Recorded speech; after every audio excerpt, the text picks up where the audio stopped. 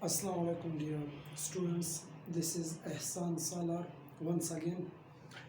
आज की जो क्लास है उसमें आज जिस टॉपिक पर हमने बात करनी है वो है ऑब्जेक्ट का टॉपिक। इससे पिछले वीडियो में जो बेसिक ऑफ इंग्लिश थे उसको मैं मार्क कर चुका हूँ, यानी basic introduction of English language का, और उसके बाद जो बेसिक यानी वर्ड लेटर अल्फ़ाबेट, और उससे पिछले वीडियो में हमने सब्जेक्ट और वर्ब को जो है वो डिटेल का में जो है वो क्लियर करके देखा था। आज के वीडियो में हमने जो है ऑब्जेक्ट को डिटेल में मार्क करके देखना है। ये ऑब्जेक्ट की टॉपिक एक इस तरह से टॉपिक है जहाँ पर अक्सर से लोग जो है वो स्टूडेंट कंफ्यूज रह जाते हैं, यानी ऑब्जेक्ट के टॉपिक पर। अब ऑब्जेक्ट बनता कई किस्म का है। फॉर एग्जांपल मैं सिर्फ यहाँ से एक सेंटेंस मार्क करके बोलता हूँ, आई एम गोइंग टू बाजार, आई एम गोइंग टू बाजार। अब जब जनरली यहाँ पर स्टूडेंट से पूछते हैं कि यहाँ पे ये जो बाजार का लफ्ज़ है ये क्या है, तो वो इसको ऑब्जेक्ट कहते हैं, और गलती में वो ऑब्जेक्ट उसको कहते हैं कि ये वर्ब का ऑब्जेक्ट है, हालांकि ये कंसेप्ट गलत है। यहाँ पर इस क्लास में हम देखेंगे कि क्या वर्ब का ऑब्जेक्ट होता है और क्या आपके साथ प्रीपोजिशन का ऑब्जेक्ट होता है, इसको हमने क्लियर करके देखना है। फर्स्ट ऑफ ऑल मैं यहाँ पर ऑब्जेक्ट की डिफिनेशन को आपके सामने रखता हूँ, उसके बाद फिर उसके एग्जांपल्स लिख करके देखते हैं। उसी एग्जांपल से हमने आज ऑब्जेक्ट के टॉपिक का पोस्टमार्टम करना है। So let's start the definition of the object.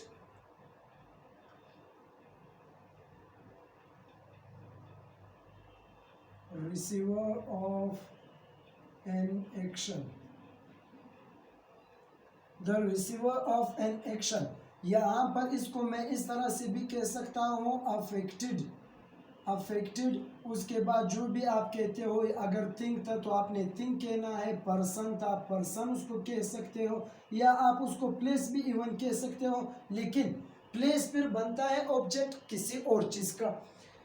Basically दो टाइप्स के सेंटेंसेस आपके साथ बनते थे। नंबर एक एक्शन वाले सेंटेंसेस और दूसरे थे विदाउट एक्शन वाले सेंटेंसेस, यानी स्टेट और कंडीशन वाले सेंटेंसेस। मैं यहाँ पर दो सेंटेंसेस, पहला सेंटेंस ये मैंने आपके सामने लिख दिया, एक और सेंटेंस मैं इसी के नीचे लिख लेता हूँ, she is a doctor, she is a doctor. अब यहाँ पर ये आपके साथ दूसरा सेंटेंस है। अब इस सेंटेंस में आपके साथ कोई एक्शन नहीं है, इस सेंटेंस में आपके साथ गोइंग जो कि एक एक्शन को दिखाता है, वर्ब को दिखाता है, वो आपके साथ वर्ब है तो एक्शन है, ठीक है। लेकिन इस सेंटेंस में आपके साथ कोई वर्ब कोई एक्शन नहीं, सिंपली बताया जा रहा है एक स्टेट ऑफ पर्सन के, डिजिग्नेशन और कंडीशन ऑफ पर्सन की, ठीक है। सो इसको थोड़ा सा क्लियर करके देखते हैं कि ऑब्जेक्ट बनता क्या है और वर्ब का ऑब्जेक्ट क्या होगा प्लस प्रीपोजिशन का ऑब्जेक्ट क्या होगा, ताकि ये टॉपिक थोड़ा सा क्लियर होकर के हमारे सामने रह जाए। मैं यहाँ से लिख लेता हूँ the receiver of an action. यहाँ पे एक सेंटेंस में लेता हूँ, शी वॉज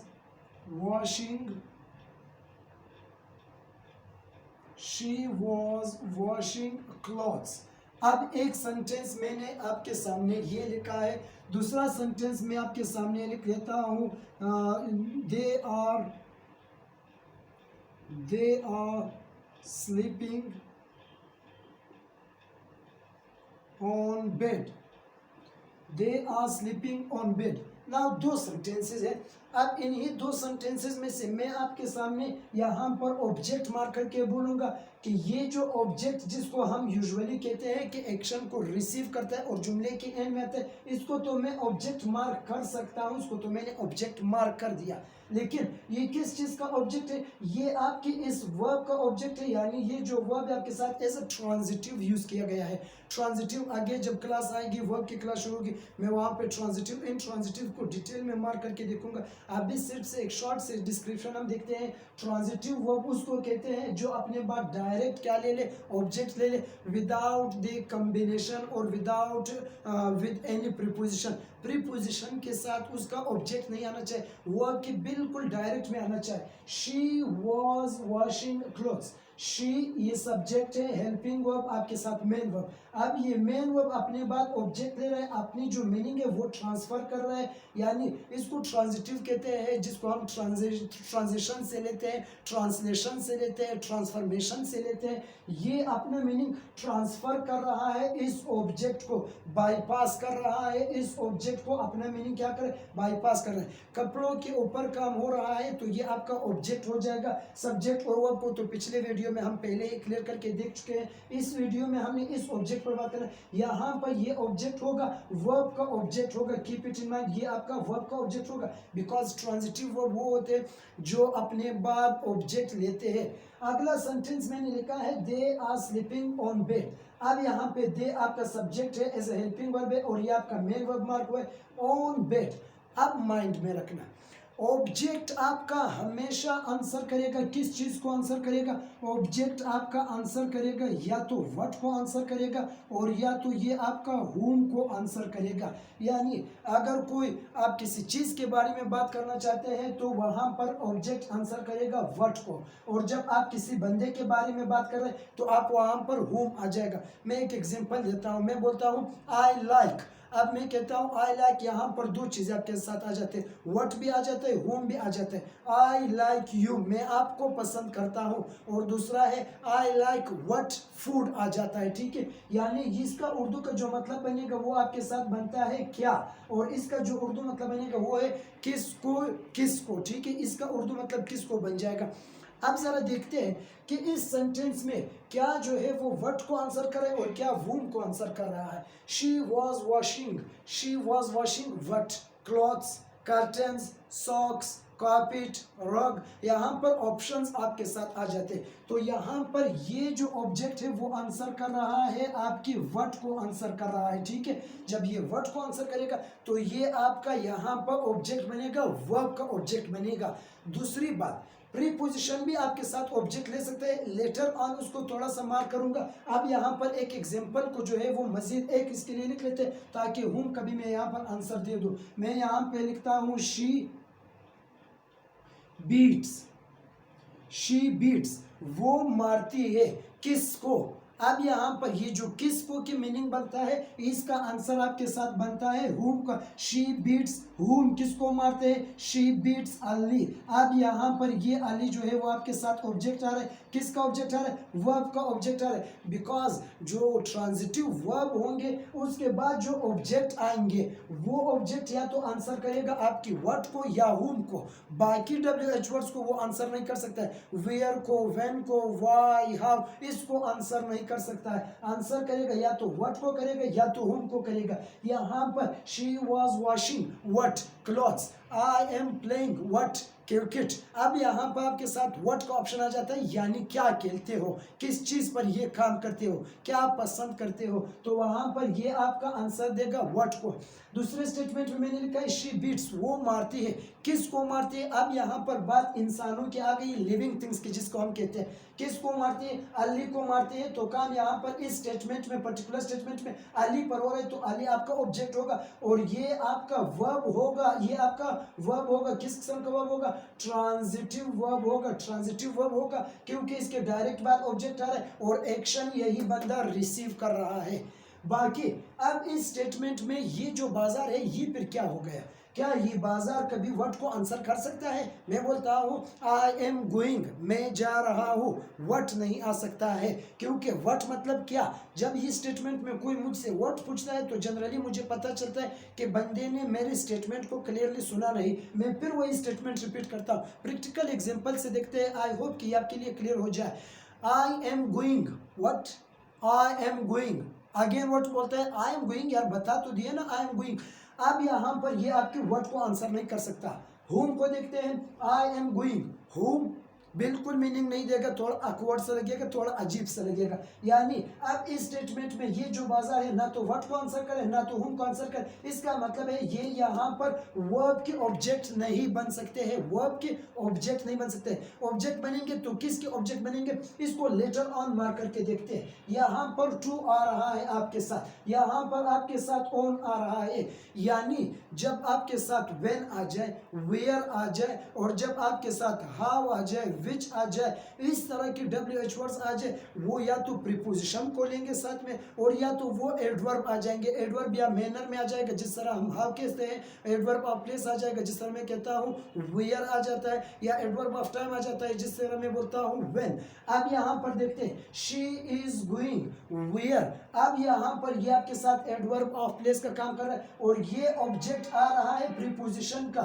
ये ऑब्जेक्ट प्रीपोजिशन का आ रहा है, ये वर्ब के साथ नहीं है, ठीक है। यहाँ पर आप इसको ऑब्जेक्ट नहीं कह सकते हो वर्ब का, इसको आपने कहना है, ये यहाँ पे एज एडवर्ब यूज हुआ, एज ऑब्जेक्ट यूज नहीं हुआ। ऑब्जेक्ट क्या क्या आएंगे जरा मैं आपको बताता हूँ, पूरे इंग्लिश में जाकर के देख ले। जो आपका ऑब्जेक्ट होगा वो या तो आपके साथ नाउन होगा, वो या तो आपके साथ नाउन होगा, या तो आपके साथ क्या होगा, प्रोनाउन होगा। बाकी जितने भी पार्ट्स ऑफ स्पीच से preposition, conjunction, adjective, verb, adverb, इस तरह से ये कभी भी सेंटेंस के ऑब्जेक्ट नहीं बन सकते। आप जरा देखते हैं यहाँ पर इस स्टेटमेंट में क्लोथ आपके साथ नाउन है और व्हाट को आंसर करे तो ये आपका ऑब्जेक्ट हो गया। यहाँ पर ये जो अली है आपके साथ प्रॉपर नाउन है और हुम को आंसर करे ऑब्जेक्ट हो गया। लेकिन यहाँ पर ये जो टू है ये किसी जगह का नाम नहीं है, ये कोई नाउन नहीं, ये प्रीपोजिशन है, और प्रीपोजिशन कभी ऑब्जेक्ट बन नहीं सकता था। तो यहाँ पर इसको यूज किया गया है एज एडवर्ब यूज किया गया है, यहाँ पर इसको यूज किया गया है। अब देखिए शी दे आर स्लीपिंग, अब ये वो सो रहे थे, डायरेक्शन बता रहे, डायरेक्शन का काम बताना किसका था, प्रीपोजिशन का था, किस सिमत में जा रहा है। यहाँ पर ये ऑब्जेक्ट प्रीपोजिशन ले रहा है, वर्ब नहीं ले रहा है। Keep it in mind, verb ये ऑब्जेक्ट नहीं ले रहा है, वर्ब के बगैर भी ये इस्तेमाल हो सकता था। मैं बोलता हूँ दे आर स्लीपिंग, यहाँ पर स्लीपिंग को एज ए इंट्रांजिटिव यूज किया गया, यानी वो अपने बाद ऑब्जेक्ट नहीं लेता है, अपने आप से ही मीनिंग क्लियर देता है, ठीक है। अब इंट्रांजिटिव टॉपिक को लेटर ऑन थोड़ा सा डिस्कस करते हैं, यहाँ पर इसी पर बात करते हैं। दे आर स्लीपिंग, वो सो रहे हैं, कहाँ सो रहे हैं, तो वेयर को आंसर करेगा, वो आपका एडवर्ब बनेगा, आपका ऑब्जेक्ट कभी नहीं बन सकता है। डायरेक्शन बनता है, कहाँ सो रहे, वो आपकी प्रीपोजिशन उसका मीनिंग देगा, ऑब्जेक्ट कभी नहीं बन सकता है। सो बात क्या समझ आई कि इस सेंटेंस में ये जो आपके साथ क्लॉथ्स है ये आपके साथ ऑब्जेक्ट है। क्यों ऑब्जेक्ट है, क्योंकि वर्ब के बिल्कुल टच में आ रहा है, कोई प्रीपोजिशन का वहां पे कॉम्बिनेशन नहीं, और एक्शन को रिसीव कर रहा है। दूसरा तीसरा ये वर्ड को जो है वो आंसर कर रहा है, तीनों के क्राइटेरिया ये मीट कर रहे हैं ऑब्जेक्ट की, तो इसको हम ऑब्जेक्ट मार्क कर लेते हैं। शी बीट्स, अच्छा शी बीट्स बिल्कुल वर्ब के टच में आ रहा है, यानी ऑब्जेक्ट हो सकता है, नंबर एक। नंबर दो, आंसर कर रहे हैं, हुम को आंसर कर रहे हैं, दूसरा ऑप्शन इसने क्लियर कर दिया, शी बीट्स हुम किसको मारती है, अली को मारती है, इसको भी आंसर कर दिया। तीसरा ऑप्शन नाउन आपके साथ आ रहा है, तो तीसरी क्राइटेरिया भी पूरी हो गई। अब इसको मैं तीनों शराइत जब ये पूरा कर रहा है तो इसको मैं ऑब्जेक्ट कह सकता हूं, लेकिन इसको मैं ऑब्जेक्ट नहीं कह सकता, यहाँ पर मैं इसको ऑब्जेक्ट नहीं कह सकता, क्योंकि यहाँ पर आपके साथ जो ये बाजा है, नंबर एक ना तो व्हाट को आंसर करेगा ना तो हुम को आंसर करेगा, नंबर एक। नंबर दो, इसके दरमियान में प्रीपोजिशन आ रहा है, प्रीपोजिशन जब आ जाए तो वो ऑब्जेक्ट वर्ब का नहीं बल्कि वो ऑब्जेक्ट प्रीपोजिशन का बनता है। दूसरा, यानी इसने तीनों ही क्राइटेरिया ऑब्जेक्ट के गलत कर दिए, इस वजह से इसको मैं वर्ब का ऑब्जेक्ट नहीं कहूंगा, इसको मैं ऑब्जेक्ट कहूंगा, प्रीपोजिशन का कहूंगा। इस स्टेटमेंट में दे आर स्लीपिंग, इसको एज ए ट्रांजिटिव यूज किया गया, इसको ऑब्जेक्ट की जरूरत ही नहीं है। Without object this statement conveys clear statement और clear meaning to us, number एक। नंबर दो, ये ऑब्जेक्ट जो है वो बिल्कुल वर्ब के बगल में नहीं आ रहा है, प्रीपोजिशन से फॉलो हो रहा है, ऑब्जेक्ट नहीं है। नंबर दो, अच्छा बेड को आंसर कर रहा है, ठीक है नाउन है, लेकिन यहाँ पर ये ना वर्ड को आंसर कर रहे हैं ना हुम को आंसर कर रहे हैं, वो क्या कर रही है, एक्शन यहाँ पर ही क्लियर है। अच्छा वो किस पर कर रही है, ये एक्शन वो इंट्रांजिटिव यूज किया गया, वो अपना मीनिंग आगे ट्रांसफर ही नहीं करता है। She is sleeping, bird flies, मैं कहता हूँ शी डाइज। अब ये स्टेटमेंट इस तरह है कि वहां पे आपको ऑब्जेक्ट की जरूरत ही नहीं पड़ती, जब ऑब्जेक्ट की जरूरत नहीं पड़ती तो वो ऑब्जेक्ट आपका प्रीपोजिशन लेगा, वर्ब नहीं लेगा। यहाँ पे इस वर्ब को ऑब्जेक्ट की जरूरत थी, ये ऑब्जेक्ट हमने वर्ब को दी, प्रीपोजिशन को नहीं दी। ये था टॉपिक। यूजुअली लोग जो है वो गलत काम पर होते हैं कि उसको ऑब्जेक्ट के सही से पहचान नहीं होता है। अब मैंने लोगों से काफी बार पूछा है that I am going to बाजार, इसमें ऑब्जेक्ट बता, ये कहता है कि सर ये वर्ब का ऑब्जेक्ट है, ये सिर्फ डायरेक्शन की बताने के लिए आया हुआ है, जिस तरह मैं बोलता हूँ आई एम गोइंग होम, या जिस तरह मैं मैं बोलता हूँ दे गो टू बाजार, दे गो टू हॉस्पिटल वगैरह वगैरह, तो वहाँ पे वो डायरेक्शन तो ऑफकोर्स बता रहे, लेकिन ये देखिए कि बाजार आंसर किसको कर रहा है, व्हाट को तो बिल्कुल नहीं कर सकता, होम को बिल्कुल नहीं कर सकता। अब जब ये इस तीनों को आंसर नहीं करेगा तो आंसर ये किसको करेगा, ये आपकी डायरेक्शन को आंसर करेगा, और डायरेक्शन को आंसर करने का काम प्रीपोजिशन का एडवर्ब का बनता है, वो आपके साथ नाउन या प्रोनाउन कभी भी नहीं बन सकते हैं।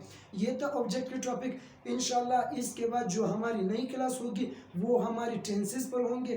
टेंसेस में लोग अक्सर कंफ्यूज रहते हैं, टेंसेस क्या है, कहाँ पर यूज़ होते हैं। टेंसेस में जो है डिग्री ऑफ एक्शन किसी को नहीं पता होता है कि क्यों 4 टेंसेस यूज़ किए गए हैं, present indefinite, present continuous, present perfect continuous, क्यों इस तरह से 4 टेंसेस को यूज़ किया गया है। सो आने वाले क्लास में इंशाल्लाह हम टेंसेस को डिटेल में मार्क करके देखेंगे, उसकी बेसिक से लेकर के एडवांस तक जितनी भी वर्जन्स होंगे वो हम नेक्स्ट क्लास में देखेंगे। आज तक यानी जो चीज़ें हमने कवर की है, सब्जेक्ट, ऑब्जेक्ट, वर्ब, सेंटेंस, उसके साथ लेटर, उसके साथ alphabet and the basic introduction of the English language, ये हम आज तक कवर कर चुके हैं। इंशाल्लाह नेक्स्ट की क्लास में जो हमारा टॉपिक होगा वो हम टेंसेस को बेसिक से शुरू करेंगे और इंशाल्लाह उसके एडवांस कंसेप्ट को लेकर के देखेंगे। एक थोड़ा सा स्टेटमेंट यहाँ पे मैं शॉर्ट सा डिस्क्रिप्शन दे दूँ, यानी फॉर एग्जांपल मैं कहता हूँ मैं सुबह 6 बजे उठता हूँ। अब मैं बंदा हूँ, सुबह 6 बजे का टाइम है और एक्शन उठना है। इस स्टेटमेंट में आपके साथ बंदा भी मालूम है, टाइम भी मालूम है, एक्शन भी मालूम है, लेकिन फिर भी इसको इनडेफिनिट सेंटेंस की कैटेगरी, इनडेफिनिट टेंस की कैटेगरी में क्यों रखा जाता है, इनडेफिनिट का मतलब क्या होता है, किस तरह से ये यूज़ होते हैं, डिग्री ऑफ एक्शन क्या है, जिस तरह आपके साथ वेदर की डिग्री बनती है, जिस तरह आपके साथ तालीम की डिग्री बनती है, जिस तरह आपके साथ रिमांड की डिग्री बनती है, इसी तरह आपके साथ इंग्लिश ग्रामर कहते हैं कि एक आपके सेंटेंस में एक वर्ब की भी डिग्री होनी चाहिए, यानी उसकी हालत को मालूम करना चाहिए, काम हुआ, कितना मुकम्मल हुआ, कब शुरू हुआ, कब मुकम्मल हुआ, ये आपकी एक्शन ऑफ डिग्री, यानी हम टेंसेस में इसको क्लियर करके देखेंगे, ए टू जेड इसकी बेसिक से एडवांस कंसेप्ट कवर कर लेंगे। ठीक है, ये थी आज की क्लास। आई होप कि आपको कुछ समझ आ गया हो, ऑब्जेक्ट आपको क्लियर हो गया हो। मज़ीद अच्छी वीडियोस के लिए हमारे चैनल को सब्सक्राइब कर ले और नीचे बेल आइकन को प्रेस करके जो भी आपकी डाउट हो, जो भी क्वेश्चन क्वेरी हो, आप बिल्कुल कमेंट बॉक्स में पूछ सकते हो। कल मिलते हैं कुछ नए के साथ। Till tomorrow, take care of yourselves. अल्लाह हाफिज़।